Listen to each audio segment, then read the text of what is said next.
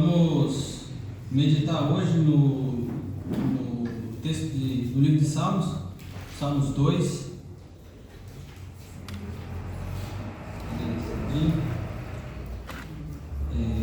Breve introdução, enquanto os irmãos abrem, Salmos 2. Este é um salmo que, assim como o primeiro salmo desse livro, ele inaugura todo o livro de Salmos. Esse livro ele é a introdução, esses dois salmos são a introdução que visa mostrar o fim do livro de Salmos. Para que o livro de Salmos foi escrito? O livro de Salmos foi escrito para instruir como deve ser a nossa resposta diante da aliança que Deus fez conosco. Deus fez uma aliança conosco e nós precisamos responder a essa aliança à altura. Como? O livro de Salmos ele nos responde isso. Esse Salmo 2 que a gente vai ler é um salmo que é atribuído a Davi. Davi escreveu este salmo, mas que tem cunho fortíssimo messiânico, né? Ou seja, esse é um salmo que fala a respeito de Cristo, do servo sofredor, do Messias. Vamos ler e a gente ora e aí dá início ao nosso estudo. Diz assim o texto: porque se amontina os gentios e os povos imaginam coisas vãs, os reis da terra se levantam e os governos consultam juntamente contra o Senhor e contra o seu ungido, dizendo: rompamos as suas ataduras e sacudamos de nós as suas cordas. Aquele que habita no céu se rirá, o Senhor zombará deles. Então lhes falará na sua ira, e no seu furor os turbará. Eu, porém, ungi o meu rei sobre o meu santo monte de Sião. Proclamarei o decreto. O Senhor me disse: tu és meu filho, eu hoje te gerei. Pede-me, e eu te darei os gentios por herança, e os fins da terra por tua possessão. Tu os esmigalharás com uma vara de ferro, tu os despedaçarás como a um vaso de oleiro.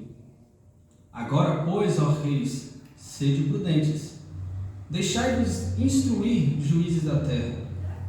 Servi ao Senhor com temor e alegrai-vos com temor. Beijai o filho, para que não se ire, e pereçais no caminho, quando em breve se acender a sua ira. Bem-aventurado todos aqueles que nele confiam. Vamos orar. Deus, nós pedimos a tua intervenção neste momento, que o Senhor nos oriente nesse estudo e que o nome do Senhor possa ser glorificado por meio dele, Senhor. Que os nossos corações possam ser confortados, confrontados, admoestados, advertidos para a honra e glória do Senhor. Abre os nossos ouvidos e entendimento. Oramos no nome de Jesus. Amém. Amém. Bom, como eu disse, esse é um salmo de Davi. Davi escreveu ele e dá para a gente dividir ele em três tópicos, né? Primeiro, Davi fala sobre a rebeldia dos povos contra o Senhor e o seu ungido, verso 1 a 3. Segundo, ele fala do governo soberano do ungido sobre a terra e o juízo desse Senhor contra os rebeldes, do verso 4 a 9. E por fim, o apelo que Davi faz aos reis e juízes para se sujeitarem ao filho e a esse governo, dos versos 10 a 12. Primeiro, ele fala sobre a rebeldia dos povos contra o Senhor e o seu ungido. Davi inaugura esse salmo com uma indagação, uma pergunta: por que esses reis eles se amontinam contra o ungido do Senhor? Por que eles se enfurecem?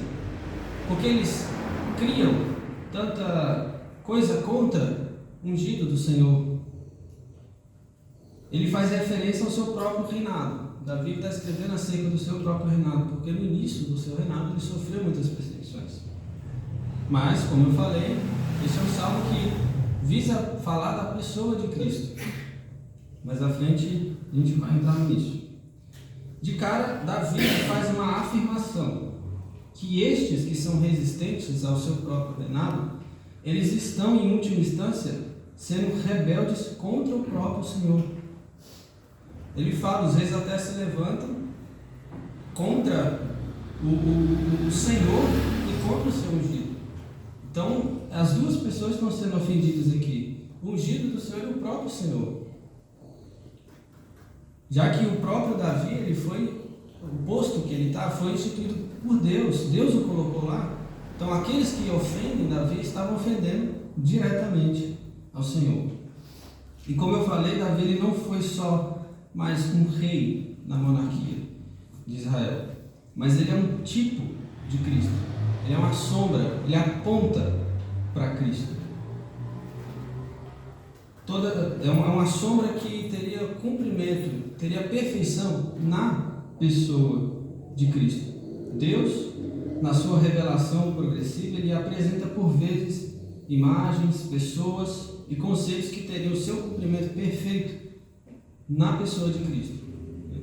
A serpente, quando Moisés levanta a serpente no deserto, o próprio Cristo fala: eu era aquela serpente, aquela serpente que levantaram, né? Todo aquele que olhar para o Filho do Homem será curado. Ou seja, essa serpente é um tipo de Cristo, apontava para Cristo. E Davi foi um desses tipos, né? Ele tipificava o reinado messiânico, tanto que é profetizado que a sua família reinará eternamente, o seu legado, a sua raiz, a sua descendência reinará eternamente, falando de Cristo.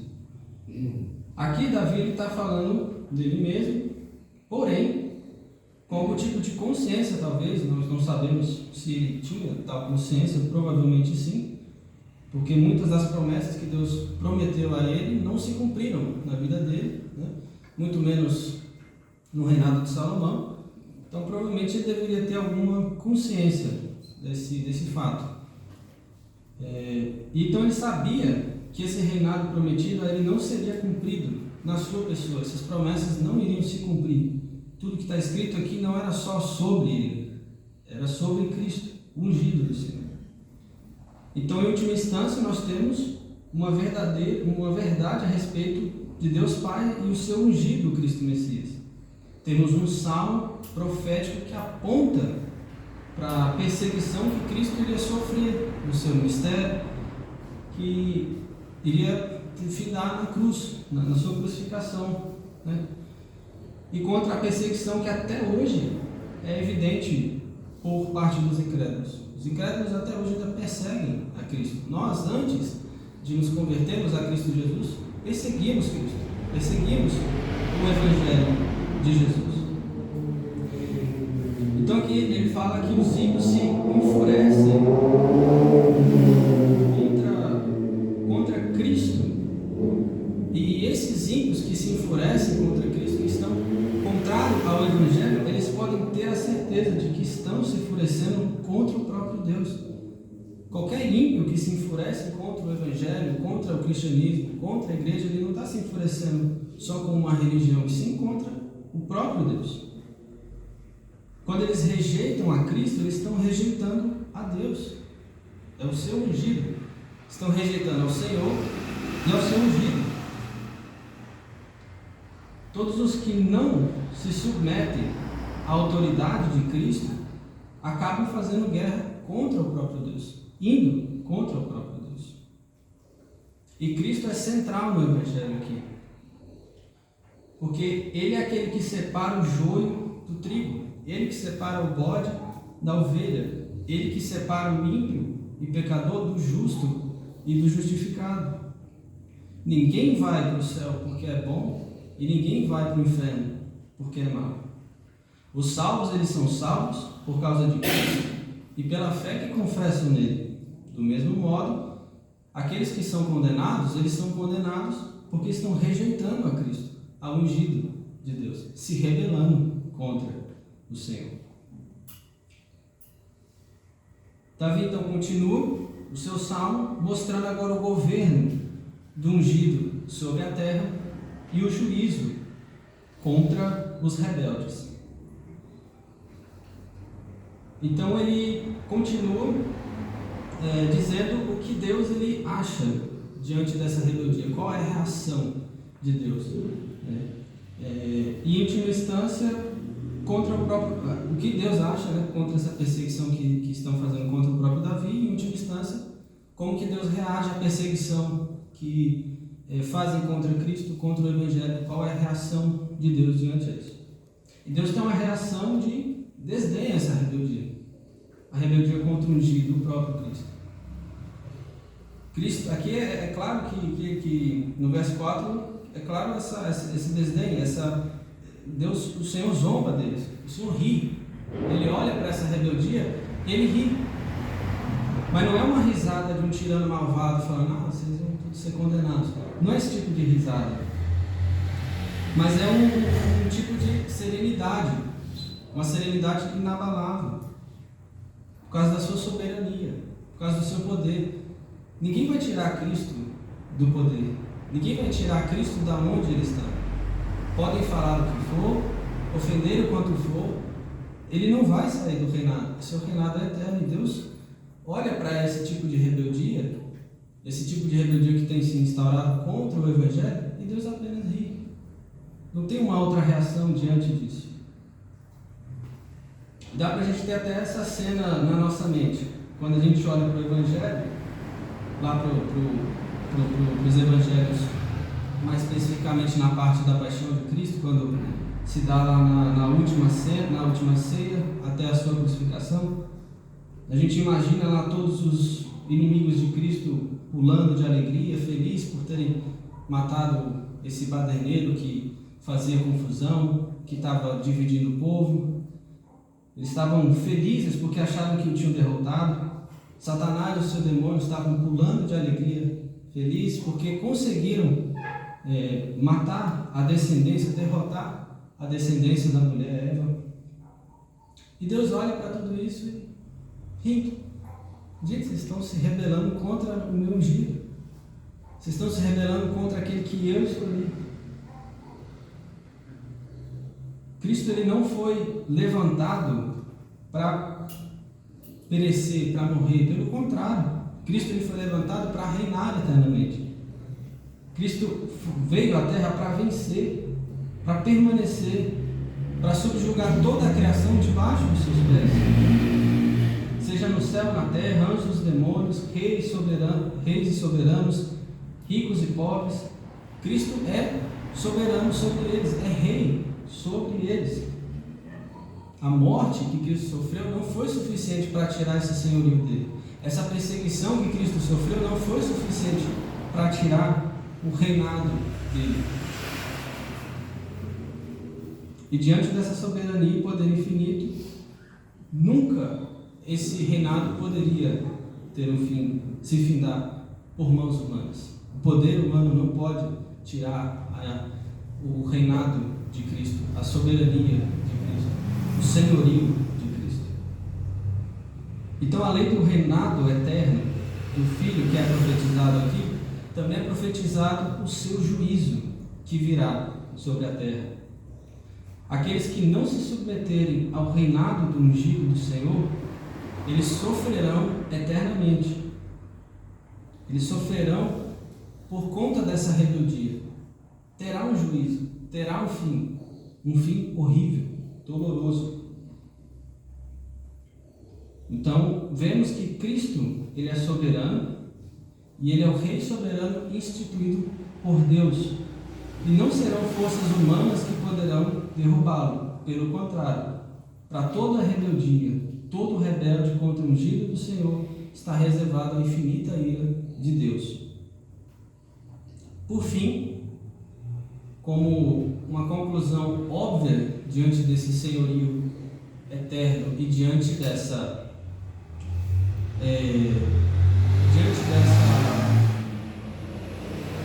ira, desse juízo iminente, ele apela para que esses juízes, ele apela para que esses reis sejam sensatos e se arrependam de sua postura, de sua rebeldia, da forma que eles estão lidando com o ungido do Senhor. Sabendo que o ungido do Senhor ele é soberano, seu reinado ele é dado por Deus. Quem vai contra ele, vai contra Deus, e que ninguém pode derrotar e tirar o seu poder, e que todos os rebeldes eles sofrerão uma condenação. Davi chama ao arrependimento, faz o apelo: se arrependam, rebeldes, sirvam ao Senhor com temor e alegrem-se nele com tremor. Diante desse cenário óbvio do senhorio de Cristo, o ungido do Senhor, e de seu iminente julgamento e sua ira que virá sobre os rebeldes, o apelo é feito para que se submetam a esse senhorio e se arrependam de seus atos rebeldes contra o próprio Deus. Assim como no Salmo 1, a vida bem-aventurada ela também se expressa assim como no Salmo 1, aqui a gente vê a bem-aventurança que se expressa na vida que é refugiada no Rei, na vida que é refugiada no Senhor, na vida que se esconde atrás desse Rei, para que essa ira, essa condenação, esse pecado não venha sobre o indivíduo. Todos aqueles que se refugiam atrás de Cristo, esses serão salvos. E aqui vai uma reflexão: onde está o nosso coração? Como está a nossa vida? Você tem se posto de forma voluntária ao senhorio de Cristo? Ou você tem se rebelado contra o Senhor e contra a sua vontade? Há tempo, e não rejeite esse apelo. Beije o Filho, se submeta a Ele. Não duvide de que o grande dia da sua ira vai vir. Ele vai vir como um ladrão. Não pense que Cristo está demorando demais, porque breve a sua ira a se acender. Todo aquele rebelde contra o Filho, contra o ungido do Senhor, será condenado. Uma breve aplicação para a gente desse salmo é que nada pode derrubar o reinado de Cristo sobre toda a criação de Deus. Assim nós podemos permanecer descansados diante desse cenário caótico, blasfemo e alheio às verdades divinas que têm se formado ao nosso redor. Cristo ele venceu por tudo que o pecado corrompeu. Cristo ele é soberano por toda a deturpação que o pecado trouxe à criação. Toda a impiedade, toda a rebeldia, toda a maldade, toda a injustiça, toda a imoralidade, ela foi vencida na cruz. E eu e você, nós somos testemunhas disso. Nós éramos pessoas horríveis, blasfemas, contrárias à vontade de Deus. Espero que ninguém tenha dúvida disso, né? E Deus nos tornou santos pelo poder que vem da cruz de Cristo. Deus nos fez capazes de obedecermos à sua vontade e a não mais nos rebelarmos contra Ele. Com isso é certo que aquilo que Cristo fez na cruz não foi um teatro. Há poder ali. Há uma obra poderosa que foi consumada ali. Muito menos foi o fim de tudo, a sua derrota. Pelo contrário, na cruz, na morte, ali, a antiga serpente, Satanás, foi derrotado de uma vez por todas. Na cruz de Cristo, ele passou a ter todo o domínio sobre todas as coisas.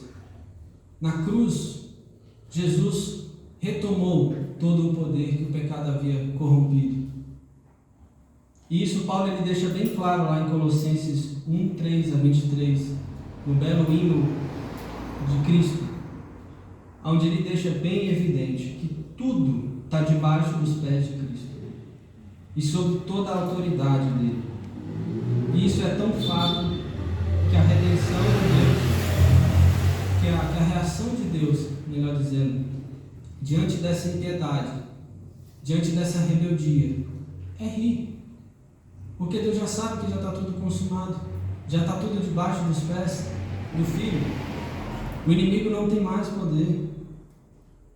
Assim sendo, devemos enxugar nossas lágrimas de desespero, de ansiedade, diante dessa perseguição que tem se instaurado contra o Evangelho em nosso país. Um país onde já tem tido situações que têm mostrado que há uma perseguição contra o Evangelho e o ensino do Senhor. Os pais eles já não podem mais ensinar seus filhos no temor e tremor do Senhor, que eles já vêm o Estado, já vem a escola, já vem o progressismo, o movimento LGBT, dizendo que estamos errados, que não é assim que funciona, nos condenando, apontando o dedo na nossa cara, perseguindo o Evangelho. E isso traz uma ansiedade, traz um desespero, traz um desconforto. Meu Deus, aonde tudo isso vai parar? Será que a gente não vai poder nem mais nos reunir mais aqui? Como é que eu vou proclamar minha fé? Aonde tudo isso vai parar? Porém, nós temos de nos lembrar que essa rebeldia será cobrada no fim dos tempos. Ela terá um fim, ela será condenada. Deus julgará essa rebeldia. Em última instância, eles estão contra o próprio Deus. Não estão contra nós somente. É contra o próprio Deus. Eles estão se rebelando contra o Criador, contra o Poderoso. Por isso, continue ensinando o Evangelho aos seus filhos com coragem. Não tenha medo de ensinar e não tenha medo de ensiná-los a se posicionar diante do Evangelho. Não tenha medo da perseguição. Não tenha medo de se posicionar no trabalho, na escola, na faculdade, seja onde for. Não tenha medo de nada disso. Porque Satanás, em última instância, não está perseguindo a você. Está perseguindo ao Senhor, ao próprio Deus. E a reação de Deus não é de desespero, não é de ansiedade. Pelo contrário, é um sorriso sereno, tendo tudo sob controle. Todo o controle de tudo está em suas mãos. Então, haja lutas, perseguições ou qualquer outra rebeldia contra o Evangelho, contra o ungido do Senhor, nós temos de ter a certeza. Essa batalha, Cristo já venceu. Ela está consumada. Esperemos mais um pouco e louvaremos a derrota de Satanás e de todos os seus seguidores. Vamos orar? Senhor Deus, nós estamos gratos, somos gratos pela Tua palavra, pelo Teu ensino, e oramos pedindo para que o Senhor nos direcione através do que foi exposto aqui. Pedimos para que o Senhor nos traga paz, confiança, certeza de que o Senhor já venceu tudo. Que o Senhor nos ajude a não nos desesperarmos diante da perseguição que tem se instaurado contra o Teu Evangelho, contra a Tua Igreja, contra o ungido do Senhor. Sabendo que o Senhor tem o controle de todas as coisas. Nos fortaleça, Senhor, na pessoa de Cristo, para que não temamos esta perseguição, estas coisas. E aqueles irmãos nossos que estão sofrendo perseguições mais severas, mortes, entre outras coisas, que o Senhor também os fortaleça na pessoa de Cristo, tendo a certeza de que o Senhor julgará tudo, tendo a certeza de que tudo já está debaixo dos pés de Cristo Jesus. Que o Senhor nos fortaleça. Oramos gratos no nome de Jesus. Amém.